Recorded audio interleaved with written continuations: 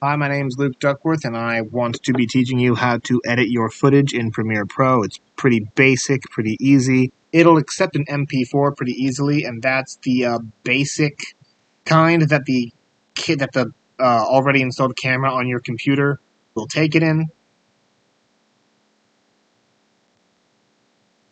You want to go to your saved videos and then just click and drag, and you can drag it down into this bottom left here or onto the bottom right. Either way, it'll represent as these two little blue bars here. Bang that over to the side because that's where it starts. Now, the two main ways to edit your footage is, first off, we have what I call the stretching method, because you might have a couple of seconds after you hit record where you're still finishing setting up. Observe. Hello. I don't start talking right away. So first, identify where you want your video to start, and I can do that pretty easily just by looking at the lines in my audio right here. The smart thing to do is just wait for your marker to reach that point. Stop just before it happens, and then you can come to the very edge of your footage. Your cursor will change into this red bracket, and you can just click and drag like that. And that part of your footage will pretty much be erased. Hello, my name is Luke Duckworth, and I am here. And if you do ever want to get that footage back, you can just do the same thing in the opposite direction, and it returns. But for these purposes, I do want to get rid of it.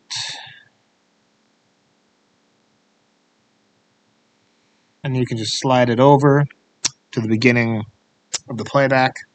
Otherwise, when you try to play this footage, there's got to be like a black screen there. And you can also do the same thing with the end of your footage. Click and drag, and you can keep on dragging, but it won't go past a certain point because that is all of your footage. Now, of course, you're also going to have times where you'll have to cut out something in the middle of your footage, and that's where we use the cutting method, which is what I call it. Basically, first, you want to go over to your tools over on the left here. About halfway down, you'll have the razor tool. You're going to want to make use of that. Now, what I want to do is I want to cut out the parts in between when I'm not holding up my little earphone case.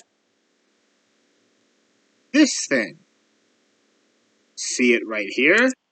So, first, we can still use the marker when the razor tool is selected.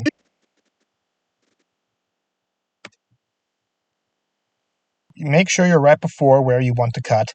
Now, when you're editing, for the most part, you'll just be editing out the parts where you're not talking, and the audio comes in very handy for that.